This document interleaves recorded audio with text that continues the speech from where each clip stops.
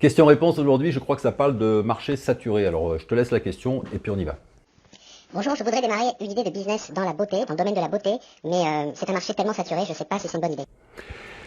Voilà, alors, ouais, alors c'est sûr, c'est pas facile de se lancer sur un marché saturé. En même temps, tu sais quoi, c'est plutôt une bonne nouvelle parce que ce qui est terrible, c'est de se lancer sur un marché où il n'y a personne. Tu vois, c'est toujours pareil. Regarde le principe des magasins. Imagine que tu sois dans un centre-ville, bon, il y a des boulangeries, il y a des magasins de chaussures, il y a, je sais pas moi, des pharmacies, des choses comme ça. Toi, tu décides de lancer une énième boulangerie.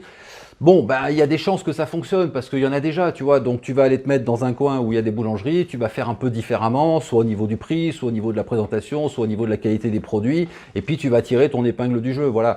Mais si par contre tu vas monter un business, j'en sais rien moi, de vente de produits médiévaux, tu vois, ça m'est arrivé quand j'ai vendu un de mes magasins à La Ciotat, le gars qui l'a racheté, c'est un gars qui faisait des costumes médiévaux, tu vois, médiévaux.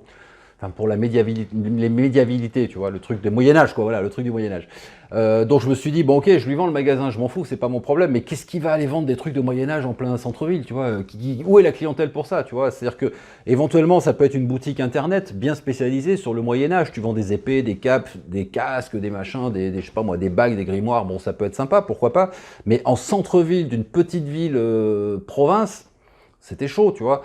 Bon, le gars était convaincu, il a acheté son magasin, et puis finalement, bah évidemment, un an après, il a fermé, il a revendu le magasin aussi, tu vois. Donc bon, tu vois, il vaut mieux aller sur un marché qui est un peu saturé et apporter une nouveauté ou une façon de voir les choses différentes, plutôt que de rester sur un marché où tu es tranquille, tu es tout seul, tu es peinard, mais seulement il n'y a pas de clients, quoi. Ça, c'est un peu dommage, tu vois.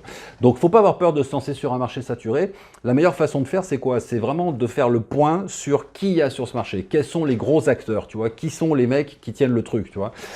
Bon, tu regardes, voilà, tu fais des listes, machin, tu t'abonnes, tu regardes, tu achètes éventuellement les produits de tes gros concurrents pour voir ce qu'ils font, voilà, comment ça se passe. Et ensuite, c'est une question de ciblage et de positionnement. Peut-être que tu peux être sur un marché saturé, mais en ayant un ciblage spécifique. Ou peut-être que tu peux être sur un marché saturé en ayant un positionnement spécifique. C'est pas pareil, tu vois, le ciblage et le positionnement.